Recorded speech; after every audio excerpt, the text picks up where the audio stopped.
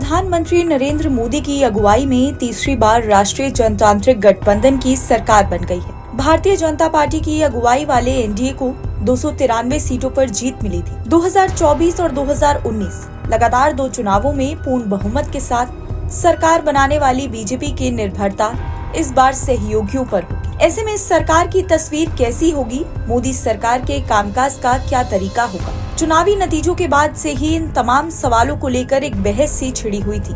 अब मोदी कैबिनेट में विभाग बंटवारे से पीएम मोदी और बीजेपी ने भविष्य को लेकर रोड मैप क्लियर कर दिया है। मोदी कैबिनेट में विभाग बंटवारे के क्या संदेश हैं? आइए जानते हैं। पहला है, सहयोगियों के आगे बीजेपी नहीं झुकेगी।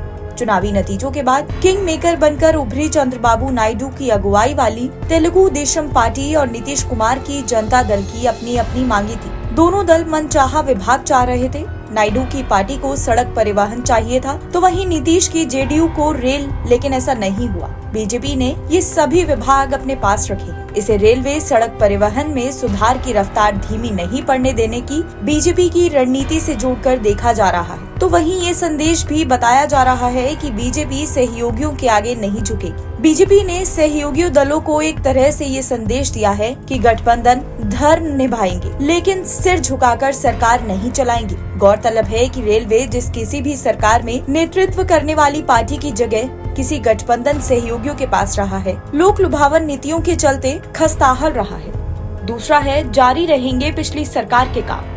रेल और सड़क परिवहन से लेकर शिक्षा और कानून तक पुराने मंत्रियों को ही फिर से इन विभागों की जिम्मेदारी देकर पीएम मोदी ने ये साफ कर दिया है कि इन विभागों में शुरू हुए सुधार के काम सुस्त नहीं पड़ेंगे। धर्मेंद्र प्रधान को फिर से शिक्षा मंत्री बनाया जाना हो या अर्जुन राम मेघवाल को कानून मंत्री, ये इसी तरफ इशारा है। देश में 2024 से ही नई शिक्षा नीति लागू होनी है। वहीं पिछली सरकार के कार्यकाल में बने गए आपराधिक कानून भी 1 जुलाई से लागू होने हैं। ऐसे में इन मंत्रालयों की जिम्मेदारी सौंपी जाती तो हो सकता था कि ये तय डेडलाइन पर ये कानून और शिक्षा नीति लागू करने में समस्या हो सकती थी। तीसरा है, आजमाए चेहरों पर भरोसा।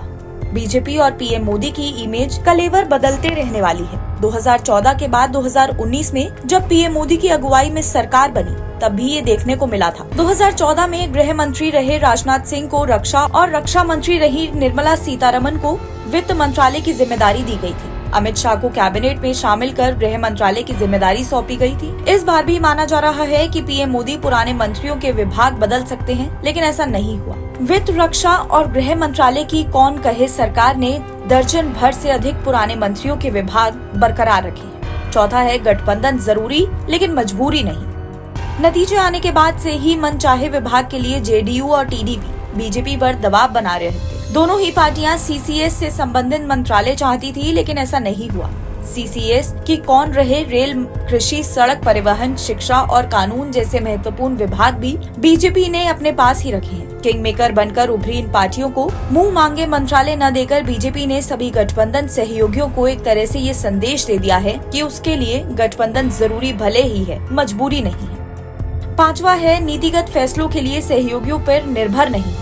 सीसीएस से जुड़े मंत्रालयों के साथ ही बीजेपी ने कृषि, कानून, रेलवे और सड़क परिवहन जैसे महत्वपूर्ण विभाग अपने पास रखे हैं, तो उसके भी अपने मायने हैं। किसान सम्मान निधि जैसी योजनाएं कृषि मंत्रालय के तहत चलती हैं, तो वहीं सड़क परिवहन और रेल ऐसे मंत्रालय हैं जिनके काम को सरकार चुनाव में सबसे ज्यादा शोकेस करती है। यही वो विभाग भी हैं जिन्हें लेकर पिछले कार्यकाल में सरकार ने सबसे ज्यादा नीतिगत फैसले लिए हैं। विभाग बंटवारे के जरिए सरकार ने एक तरह से ये संदेश भी दे दिया है कि जिन क्षेत्रों में नीतिगत फैसलों की जरूरत है, उनके लिए हम सहयोगी दलों पर निर्भर नहीं रहेंगे।